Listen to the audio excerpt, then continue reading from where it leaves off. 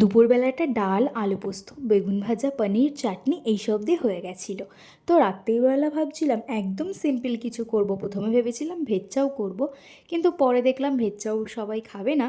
তো একদম simply fried rice আর আলুর দম করি। তো আমি এখানে ফ্রিজে যে সমস্ত সবজি অ্যাভেলেবেল ছিল সেগুলো একটু ফ্রাই করে নিলাম, এদিকে ভাতটাও বসিয়ে দিয়েছি। রাইসটা অলমোস্ট কমপ্লিট হয়ে গেছিলো। লাস্টে একটু ঘি দিয়ে আরেকবার একটু নাড়িয়ে নেব, তাহলেই কিন্তু রেডি হয়ে যাবে। আর আজ যেহেতু নিরামিষের দিন ছিল, সে কারণে কিন্তু সবটাই নিরামিষভাবেই করা হচ্ছিল। আলুর দমটাও কিন্তু খুব সিম্পলি করেছি আমি। এদিকে কড়াইয়ে গরম করে তেল দিয়ে সেখানে আলুটা ভেজেও নিলাম। আর আলুর দমে আমি মশলা বলতে আজকে শুধুমাত্র দিয়েছিলাম জিরে গুঁড়ো, ধনে গুঁড়ো, আদা বাটা, আর নামানোর আগে একটুখানি গরম মশলা দিয়ে নিয়েছিলাম।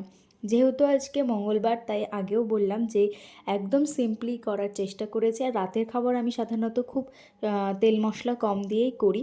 তো এখানে ফ্রায়েড রাইসটাও ঘি দিয়ে পুরোপুরি কমপ্লিট করে নিলাম। আর এখানে আমার কিন্তু রেডি হয়ে গেল ফ্রায়েড রাইস আর আলুর দম। এই কম্বিনেশনটা কে কে পছন্দ করে অবশ্যই কমেন্ট করে জানি।